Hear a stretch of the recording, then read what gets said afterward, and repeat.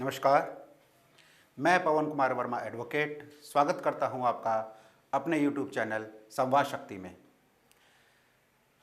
Special marriage act को लेकर एक बार फिर बहस शुरू हो गई है, क्योंकि अब इलाहाबाद हाई कोर्ट ने अपने लेटेस्ट जजमेंट में स्पेशल मैरिज एक्ट को लेकर जो टिप्पणियां की है वो एक नई बहस को जन्म दे रही है कि क्या स्पेशल मैरिज एक्ट के प्रावधान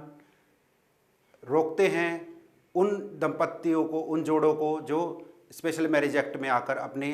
रजिस्ट्रेशन को नहीं करवा रहे हैं, उसका प्रयोग नहीं कर रहे हैं। तो आइए जानते हैं क्या है स्पेशल मैरिज एक्ट के प्रावधान और क्या है इलाहाबाद हाई कोर्ट का latest judgment. Allahabad high court ने 14 जनवरी को दिए हुए अपने लेटेस्ट जजमेंट में स्पष्ट रूप से स्पेशल मैरिज एक्ट की खामियों को उजागर करते हुए कहा है कि जिस उद्देश्य से स्पेशल मैरिज एक्ट को बनाया गया था कि दो अलग अलग समुदाय के, दो अलग अलग धर्मों के लोग बिना किसी पर्सनल लॉ में जो उनके लिए बंदिशें दी हुई है उनको पूरा किए हुए अपनी शादी को पूरा कर सकते हैं, अपनी शादी कर सकते हैं स्पेशल मैरिज एक्ट में। क्या कहा है इलाहाबाद हाई कोर्ट ने? इलाहाबाद हाई कोर्ट ने कहा है कि स्पेशल मैरिज एक्ट में जो 30 दिन के नोटिस का प्रावधान है कि जो युगल शादी करने के लिए इच्छुक है और वो अलग अलग धर्मों से है, उसे मैरिज रजिस्ट्रार को, मैरिज ऑफिसर जो अपॉइंट किए गए हैं स्पेशल मैरिज एक्ट में, उसे 30 दिन पहले एक नोटिस देना होता है कि हम 30 दिन बाद इस तारीख को शादी करने जा रहे हैं। तो ये जो 30 दिन का नोटिस होता है, ये है इलाहाबाद हाई कोर्ट की लेटेस्ट जजमेंट के अनुसार वैलिड पॉइंट के बात कहता है कि ये वैकल्पिक है, ना कि कोई ज़रूरी इसमें व्यवस्था की गई है। अब क्योंकि स्पेशल मैरिज एक्ट में साफ साफ लिखा हुआ है कि मैरिज ऑफिसर को जो दंपत्ति शादी करना चाह रहे हैं उन्हें 30 दिन का नोटिस देना अनिवार्य है, और वह 30 दिन का नोटिस देने के बाद ही मैरिज ऑफिसर के समक्ष शादी के लिए बोल सकते हैं। अब क्योंकि इलाहाबाद हाई कोर्ट ने बोला है कि ये वैकल्पिक है, इसके लिए दंपत्ति जो शादी करने के लिए आए हैं युगल, वो चाहे तो इसके लिए मना कर सकते हैं और तो मैरिज ऑफिसर को तुरंत शादी करवानी पड़ेगी। उसके लिए जो तर्क हैं वो सुप्रीम कोर्ट की कई सारी जजमेंट्स में इलाहाबाद हाई कोर्ट ने कोट किया है। इसके अंदर जो सिंगल बेंच है विवेक चौधरी साहब जस्टिस की, उसमें उन्होंने साफ साफ कहा है कि सुप्रीम कोर्ट के कई सारे जजमेंट्स में बोला गया कि ये जो 30 दिन का नोटिस का जो प्रावधान है वो किसी न किसी तरीके से जो हमारे फंडामेंटल राइट्स हैं, उस दंपत्ति के फंडामेंटल राइट्स हैं निजता के और स्वतंत्रता के, उसका हनन करता है। वो उन्हें अपने अधिकारों को लेने से रोकता है। तो देखिए,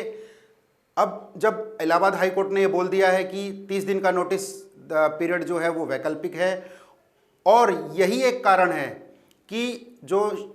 युगल शादी करना चाहते हैं, कोर्ट मैरिज करना चाहते हैं, वो स्पेशल मैरिज एक्ट में ना कराकर उसे धर्म परिवर्तन के थ्रू कराना चाहते हैं कि अपने ही पर्सनल लॉ में वो कराएंगे। यदि कोई हिंदू है तो मुस्लिम को हिंदू बनाकर वो उसको करना चाहते हैं, जैसा कि इस केस में हुआ। इस केस में एक पति ने याचिका दायर की कि उसकी पत्नी, जो कि शादी से पहले मुसलमान थी और उसने धर्म परिवर्तन करके हिंदू उसने अपने आप को किया, सिमरन उसने नाम किया, और उसके बाद से क्योंकि उसकी शादी से उसके पिता खुश नहीं थे तो वो अपने पिता के साथ अभी है और उसे ये नहीं पता है कि वो सुरक्षित है या नहीं है। तो कोर्ट में उसने याचिका दायर की, रिट पिटीशन। उसके बाद कोर्ट में जब ये पूरी बहस चल रही थी तो कोर्ट ने ये कहा पति से, अभिषेक कुमार पांडे जो इसमें पति का नाम है, उनसे कहा कि आपने धर्म परिवर्तन का सहारा क्यों लिया? स्पेशल मैरिज एक्ट में भी शादी कर सकते थे आप, वो ज़्यादा सुरक्षित और एक आसान तरीका था।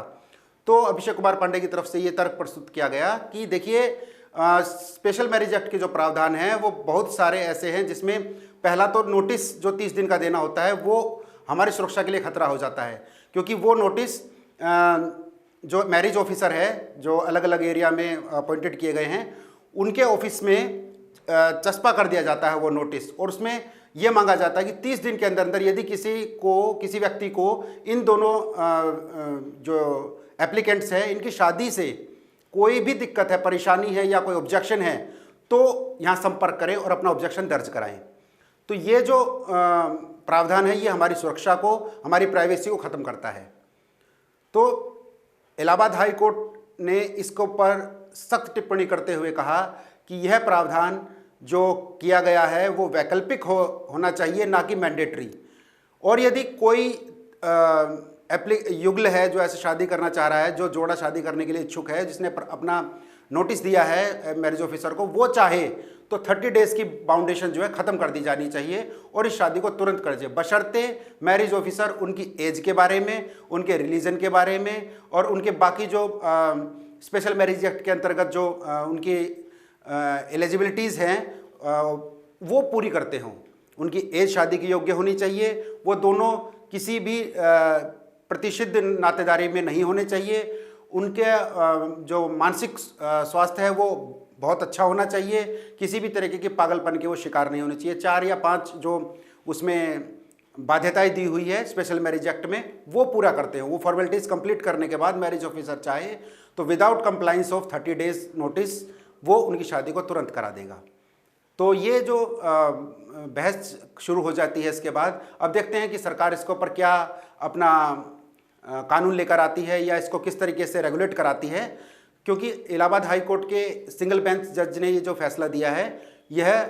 सरकार के लिए है और सरकार को इसके ऊपर अपने नोटिफिकेशन लाने होंगे, अपने रेगुलेशंस लाने होंगे ताकि मैरिज ऑफिसर को कंप्लाइंस करने में आसानी रहे। तो अभी स्पेशल मैरिज एक्ट में जो प्रावधान है वो एज इट इज़ जो पहले थे वो वैसे के वैसे हैं जब तक कि गवर्नमेंट का कोई नया नोटिफिकेशन मैरिज ऑफिसर्स के लिए नहीं आता है। तो आज के लिए बस इतना ही। अगर इस मुद्दे पर, इस जजमेंट्स के बारे में आप और कुछ जानना चाहते हैं तो मेरे डिस्क्रिप्शन बॉक्स में जजमेंट का लिंक दिया गया है, आप वहाँ पर पूरा पढ़ सकते हैं। और आज के लिए मैं आज्ञा चाहूँगा। धन्यवाद।